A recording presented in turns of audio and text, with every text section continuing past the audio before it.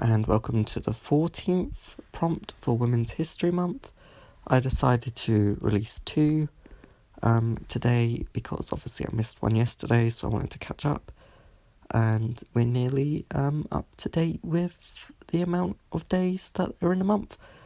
So this short story is called Down on Earth, and it's based on the prompt: in a world where space travel is the norm, your protagonist chooses to stay on Earth.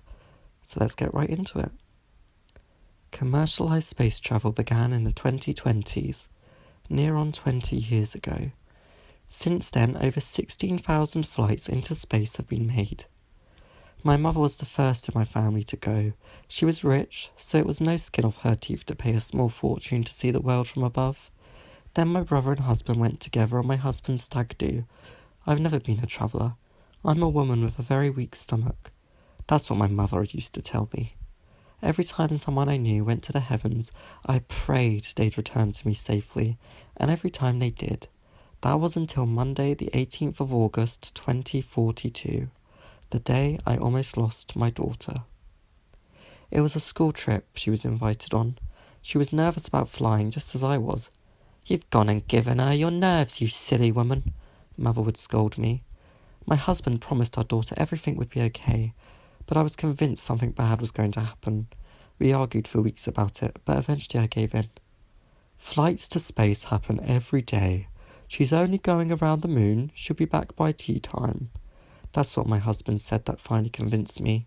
So that morning I packed her bag and sent her off on the bus. I felt sick all day. It became so bad that I couldn't take it anymore. I left work early and drove as fast as I could to the spaceport. I got there just as my daughter's class was about to board the ship. "Fiona, you were not boarding that ship," I screamed at her, halting her and her class in their tracks. "Mrs. Gillespie, you can't just show up and disrupt the class like this. Your daughter is in safe hands," her teacher attempted to reassure me. I wasn't having it. Fiona was coming home with me, no matter what. By the time the teacher had realised there was no way to make me come round, it was too late. The ship left without her and the rest of the class. Children began shouting at me and Fiona. Some were crying. The teacher looked so angry she could have exploded. And then, boom! We all looked up to see the debris falling from the sky. The ship had exploded just a few hundred feet after liftoff. We all stood silent. I cradled Fiona close to me as her teacher and I shared a look of horror and amusement. They say a mother always knows when her child is in danger, and that day I knew. I saved the lives of 15 students and their teacher that day because of my instincts. Even after the event, the spaceport remained open. People carried on like it was nothing, like 42 lives hadn't been lost.